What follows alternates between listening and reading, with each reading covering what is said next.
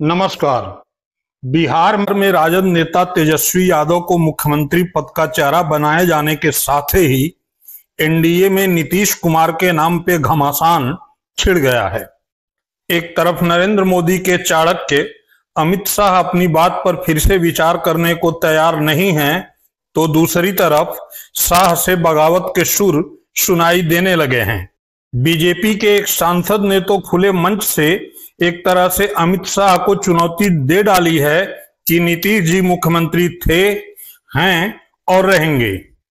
कौन है ये सांसद, क्या है अमित शाह से इनका यह पंगा, इस पर विस्तार से बात करेंगे।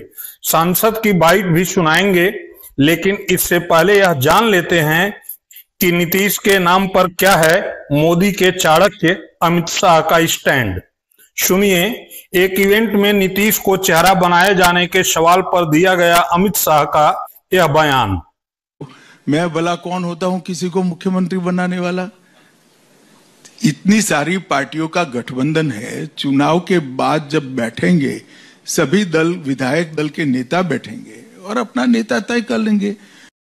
अमित शाह के बयान से बिल्कुल साफ है कि वह नीतीश कुमार को बिहार का मुख्यमंत्री नहीं बना रहे हैं, क्योंकि यही शाह आए दिन मोदी को देश का अगला प्रधानमंत्री घोषित करते रहते हैं। सवाल यह है कि जब मोदी के नाम की मुनादी बगैर सांसदों की सहमति के हो सकती है, तो बगैर विधायकों के नीतीश के नाम की घोषणा क्यों नहीं की जा सकती है। दरअसल अमित शाह बिहार में नए समीकरण पर काम कर रहे हैं। शाह की नजर बिहार में यादव और दलित वोट पर है। बिहार में यादव 14 और दलित 16% से भी अधिक हैं। दलित कांग्रेस की ओर देख रहे हैं तो यादव राजद के साथ हैं। अमित शाह इन दोनों को बीजेपी के साथ लाकर बिहार के साथ साथ केंद्र में मोदी की संभावना को भी मजबूत करना चाहते हैं। अभी तक बीजेपी बिहार में नीतीश के ही भरोसे है और वोट के नाम पर मुट्ठी भर सवर्ण।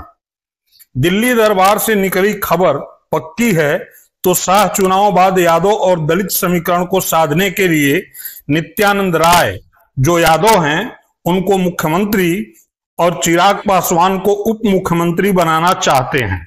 यह ठीक वैसे ही है जैसे उत्तर प्रदेश में केशव प्रसाद मौर्य को आगे रखकर योगी आदित्यनाथ को मुख्यमंत्री बनाया गया। अमित शाह इस नए समीकरण से राजद और कांग्रेस को तो बिहार में मात देना ही चाहते हैं, विधानसभा के साथ साथ लोकसभा में मोदी के लिए भी अधिक से अधिक सीट हासिल करना चाहते हैं, क्योंकि बिहार में अब भी बीजेपी के पास उम्मीद से काफी कम सांसद हैं। अमित शाह को मालूम है कि बीजेपी बिहार में अपने पैर पर खड़ी नहीं हुई तो आने वाले लोकसभा चुनाव में मुश्किल और बढ़ेगी। लेकिन बिहार के बीजेपी के ही कुछ नेताओं को यह समीकरण रास नहीं आ रहा है, खासकर सवर्ण नेताओं को। इन्हीं में से एक हैं राजीव प्रताप रूढ़ी। छपरा से सांसद राजीव प्रसाद रूढ़ी वही हैं जिन्होंने कॉन्स्टिट्यूशन क्लब दिल्ली के चुनाव में अमित शाह के प्रत्याशी कहे जाने वाले संजीव बालियान को हराया। राजीव प्रताप रूढ़ी तब भी अमित शाह के खिलाफ गए थे और अब भी एक बार फिर वह शाह को चुनौती देते दिख रहे हैं। नीतीश को मुख्यमंत्री का चेहरा बनाए जाने के सवाल पर अमित शाह जहां इस बात पर अड़े हुए हैं कि फैसला चुनाव बाद गठबंधन दल के नेता और विधायक लेंगे, वहीं राजीव प्रताप रूढ़ी इसके ठीक उलट न केवल यह कह रहे हैं कि नीतीश कुमार मुख्यमंत्री थे, हैं और रहेंगे, बल्कि इस आवाज को दिल्ली तक पहुंचाने के लिए मंच से नारे भी लगवा रहे हैं। और पूरे बिहार में यह संवाद जाए, पूरे देश में यह संवाद जाए, नीतीश कुमार बिहार के मुख्यमंत्री थे, बिहार के मुख्यमंत्री हैं और बिहार के मुख्यमंत्री रहेंगे। फिर से एक बार बोलिए, नीतीश कुमार बिहार के मुख्यमंत्री, बिहार के मुख्यमंत्री और बिहार के मुख्यमंत्री। अब देखना यह है कि अमित शाह अपनी जिद छोड़ते हैं या राजीव प्रताप रूढ़ी पर कार्रवाई करते हैं। कि भाजपा के लोग नीतीश जी को दोबारा मुख्यमंत्री नहीं बनाएंगे और इस पे और किसी ने मुहर नहीं लगाया है, बल्कि अमित शाह जी ने एक बार नहीं कई बार इस बात को बोला है कि विधायक दल की जो संख्या होगी वो तय करेगा। लेकिन अमित शाह जी से हम जानना चाहेंगे, इस बार आप ये बात कह रहे हैं, पिछले बार तो ये बात नहीं थी। यह लगातार 20 साल से एनडीए की सरकार है, हमेशा से मुख्यमंत्री का चेहरा आप लोगों ने घोषित किया। आखिर क्या कारण है कि इस बार आप नीतीश कुमार जी का मुख्यमंत्री के चेहरे का नाम का घोषणा क्यों नहीं कर रहे? अब ये सवाल बड़ा खड़ा होता है। तो हम लोग तो जो कहते थे वही हो रहा है।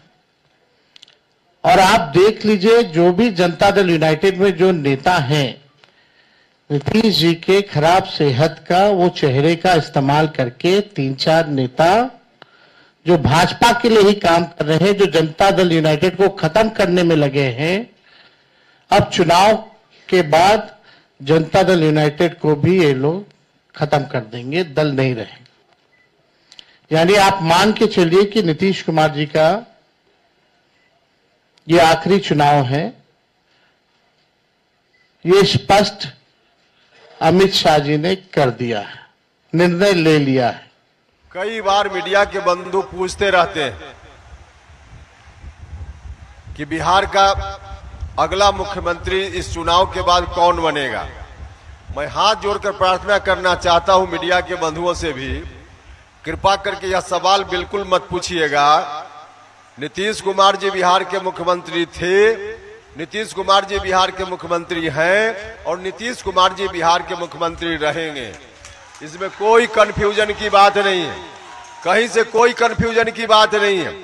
100% जिस तरह से प्रत्येक दिन पूरब में सूरज का उगना निश्चित है, वैसे ही नीतीश कुमार का फिर से बिहार का मुख्यमंत्री बनना निश्चित है। मैं भी रिपीट करता हूं और आप भी बोलिएगा, नीतीश कुमार जी मुख्यमंत्री थे, नीतीश कुमार जी मुख्यमंत्री हैं और नीतीश कुमार जी मुख्यमंत्री रहेंगे। बहुत बहुत धन्यवाद। एनडीए की सरकार 14 तारीख को एकदम स्पष्ट बन जाएगी। लालू प्रसाद यादव है कि बिहार में और जो एनडीए की सरकार है वो गुजराती को चला रहा है, इस पर बिहारी को चलाने का मौका। ये भ्रम है। अगर दिन में सूर्य को किसी को दिखलाई नहीं देता है तो उसका क्या नाम है पता नहीं है।